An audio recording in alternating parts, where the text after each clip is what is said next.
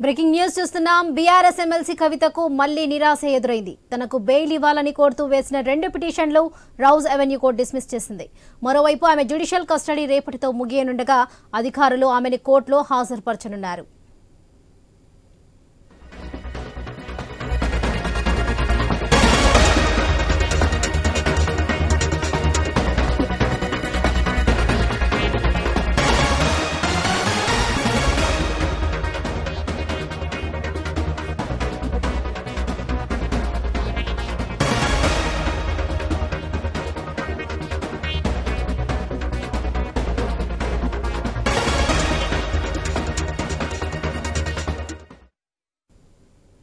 BRS MLC కవితకు మళ్లీ నిరాశ ఎదురైంది. తనకు బెయిల్ ఇవ్వాలని కోరుతూ వేసిన 2 పిటిషన్లు రౌజ్ అవెన్యూ కోర్టు డిస్మిస్ చేసింది.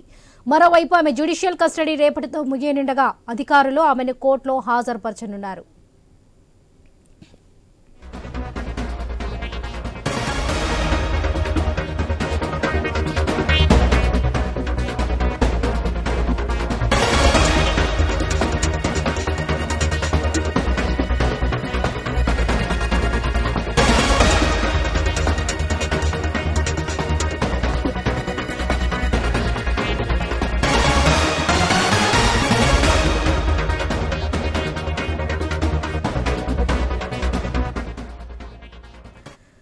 బీఆర్ఎస్ ఎమ్మెల్సీ కవితకు మళ్లీ నిరాశ ఎదురైంది. తనకు బెయిల్ ఇవ్వాలని కోరుతూ వేసిన 2 పిటిషన్లు రౌజ్ అవెన్యూ కోర్టు డిస్మిస్ చేసింది. మరోవైపు ఆమె జ్యుడిషియల్ కస్టడీ రేపటితో ముగియనుండగా అధికారులు ఆమెను కోర్టులో హాజరుపరచనున్నారు.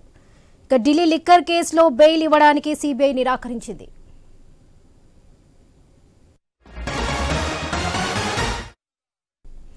లిక్కర్ స్కామ్ కేసులో మరోసారి బీఆర్ఎస్ ఎమ్మెల్సీ కవితకు బిగ్ షాక్ తగిలింది. కవిత బెయిల్ పిటిషన్లను కోర్టు తిరస్కరించింది. కవిత బెయిల్ పిటిషన్లను రౌజ్ అవెన్యూ కోర్టు తిరస్కరించింది. సీబీఐ ఈడీ కేసులో కవిత బెయిల్ పిటిషన్లు తిరస్కరించడంతో మరోసారి కవితకు చుక్కెదురైంది.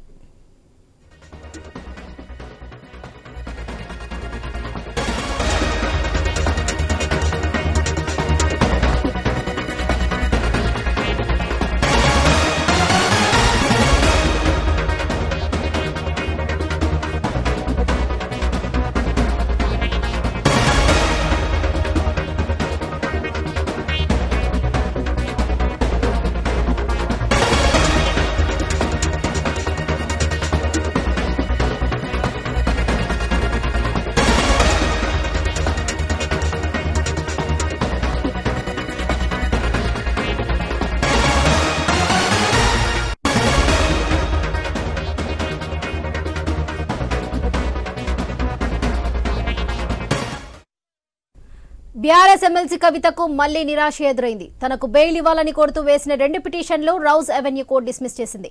మరోవైపు ఆమె జ్యుడిషియల్ కస్టడీ రేపటితో ముగియనుండగా అధికారులు ఆమెను కోర్టులో హాజరుపరచనున్నారు. లిక్కర్ స్కామ్ కేసులో మరోసారి బీఆర్ఎస్ ఎమ్మెల్సీ కవితకు బిగ్ షాక్ తగిలింది. కవిత బెయిల్ పిటిషన్లు కోర్టు తిరస్కరించింది.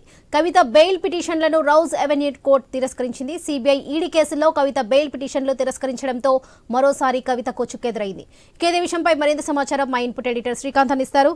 శ్రీకాంత్, చెప్పండి, ఢిల్లీ లిక్కర్ స్కామ్ కేసులో బెయిల్ ఇవ్వడానికి సీబీఐ నిరాకరించింది. దీనికి సంబంధించిన డీటెయిల్స్ ఏంటి?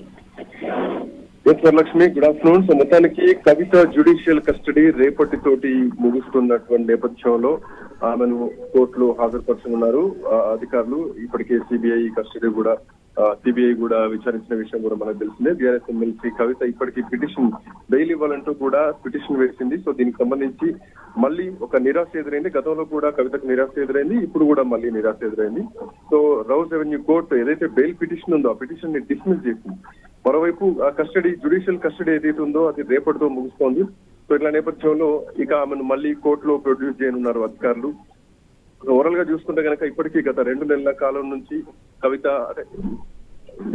ఎన్నికల నోటిఫికేషన్ ఎప్పుడైతే రాబోతుంది అనుకున్నటువంటి పరిస్థితి ఉందో ఆ నోటిఫికేషన్ రేపు వస్తున్నటువంటి తరుణంలో ఒక రోజు ముందే కవితను అరెస్ట్ చేయడం లిక్కర్ స్కామ్ లో ఈడీ అధికారులు, ఆ తర్వాత ఈడీ కస్టడీలో ఉన్న ఈడీ కస్టడీ నడుస్తున్నటువంటి క్రమంలోనే సిబిఐ కూడా అరెస్ట్ చేయడం, ఆ తర్వాత కోర్టులో హాజరుపరచడం, ఇవన్నీ కూడా నడుస్తున్నాయి. సో ఇట్లా నేపథ్యంలో కవిత కూడా కొన్ని పెట్టడం జరిగింది. తన పిల్లలు ఉన్నారు, వాళ్ళకి ఎగ్జామ్స్ జరుగుతున్నటువంటి రీజన్ పెట్టి కూడా కవిత బెయిల్ పిటిషన్ కి అప్లై చేస్తుంది. బట్ మొత్తానికి మళ్ళీ ఒక్కసారి మాత్రం జ్యుడిషియల్ కస్టడీ ఏదైతే ఉందో అది ముగుస్తున్నటువంటి తరుణంలో మరొక బిగ్ షాక్ తగిలింది కవితకు. కవిత బెయిల్ పిటిషన్స్ ఏవైతే ఉన్నాయో వాటిని తిరస్కరించింది. సో సిబిఐ ఈడీ కేసుల్లో రెండిట్లలో కూడా పిటిషన్లను తిరస్కరించేసరికి కవితకు నిజానికి ఒక చుక్కెదురైనటువంటి పరిస్థితి మాత్రం కనిపిస్తోందని చెప్పడంలో ఎట్లాంటి సందేహం లేదు. సో ఒకవైపు ఎన్నికల్లో ఎందుకంటే కేసు తారుమారు చేస్తారు అన్నటువంటి నేపథ్యం కూడా అటు ఈడీ అధికారులు కానీ ఇటు సిబిఐ అధికారులు కానీ ఈ ఉద్దేశంతో ఎట్టి పరిస్థితుల్లో బెయిల్ ఇవ్వడానికి అంటే పరిస్థితులు రాకుండా కూడా వాళ్ళు జాగ్రత్తలు పడుతున్నారు. సో కోర్టు కూడా అదే జరిగింది. ఎందుకంటే ఇట్లాంటి విఐపి కేసెస్ లో ఇట్లాంటి స్కామ్ కేసెస్ లో ఒకసారి బయటకు వెళ్తే గనక ఖచ్చితంగా మళ్ళీ తారుమారు చేస్తూ ఉంటారు. సో బెయిల్ పొడిగించే అవకాశాలు కూడా ఉంటాయి. గతంలో చాలా సందర్భాల్లో చూస్తాం, కొంతమంది ముఖ్యమంత్రుల విషయంలో కూడా ఇదే జరిగింది. సో ఇట్లా నేపథ్యంలో కవితకు ఈసారి కొంత ఊరట కలుగుతుందేమో అనుకున్నారు కానీ బట్ కవిత బెయిల్ పిటిషన్ మాత్రం కోర్టు కొట్టివేసింది. సో ఏదేమైనా సో నెక్స్ట్ ఎట్లాంటి తదుపరి పరిణామాలు ఉండబోతున్నాయి, కవిత తరపున న్యాయవాదులు ఏం మాట్లాడబోతున్నారు, ఇవన్నీ కూడా వేచి చూడాల్సి. సో ఓవరాల్ గా ఇప్పట్లో మాత్రం కవిత బయటకు వచ్చే ఛాన్సెస్ మాత్రం కనిపించడం లేదు. ఎన్నిసార్లు బెయిల్ పిటిషన్ కి అప్లై చేసుకున్నా కానీ అదంతా ఒక నిరాశ మాత్రం కనిపిస్తోంది. సో ఇక రేపటితో జ్యుడిషియల్ కస్టడీ ముగిస్తున్నటువంటి క్రమంలో కవితను మళ్ళీ కోర్టు ముందుకు హాజరుపరచనున్నారు అధికారులు. సో పిటిషన్లు కోర్టు తిరస్కరించినటువంటి సందర్భం కూడా మనం చూసాము. మధ్యంతర bail petition at the same time regular bail పిటిషన్లు ఏవైతే ఉన్నాయో వాటి రెండింటిని కూడా రౌజ్ రెవెన్యూ కోర్టు తిరస్కరించింది. CBI at the same time ED కేసుల్లో కవిత బెయిల్ పిటిషన్ల తిరస్కరణతోటి మరొకసారి కవితకు కోర్టులో చుక్కెదురైందని చెప్పడంలో ఎట్లాంటి సందేహం లేదు. సో తదుపరి పరిణామాలు ఎట్లా ఉండబోతాయనేది మాత్రం వేచి చూడాలి. రేపు కోర్టులో హాజరుపరిచిన తర్వాత ఎట్లాంటి తీర్పు రాబోతోంది, ఏం వాదించబోతున్నారన్నది కూడా వేచి చూడాల్సింది. Varalakshmi. Right Srikanth, thank you. Liquor scam కేసులో మరోసారి బీఆర్ఎస్ ఎమ్మెల్సీ కవితకు బిగ్ షాక్ తగిలింది. కవిత బెయిల్ పిటిషన్ల కోర్టు తిరస్కరించింది. కవిత బెయిల్ పిటిషన్లను రౌజ్ అవెన్యూ కోర్టు తిరస్కరించింది. సిబిఐ ఈడీ కేసులో కవిత బెయిల్ పిటిషన్లు తిరస్కరించడంతో మరోసారి కవితకు చుక్కెదురైంది. ఇక కవిత బెయిల్ కోసం హైకోర్టును ఆశ్రయించనున్నారు.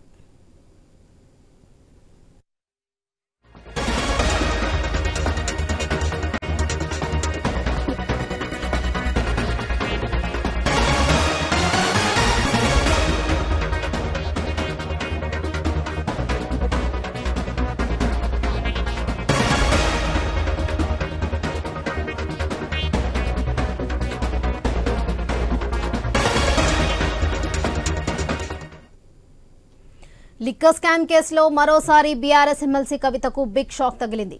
కవిత బెయిల్ పిటిషన్లను కోర్టు తిరస్కరించింది. కవిత బెయిల్ పిటిషన్ను రౌజ్ అవెన్యూ కోర్టు తిరస్కరించింది. సిబిఐ ఈడీ కేసుల్లో కవిత బెయిల్ పిటిషన్లు తిరస్కరించడంతో మరోసారి కవితకు చుక్కెదురైంది. ఇక కవిత బెయిల్ కోసం హైకోర్టును ఆశ్రయించనున్నారు.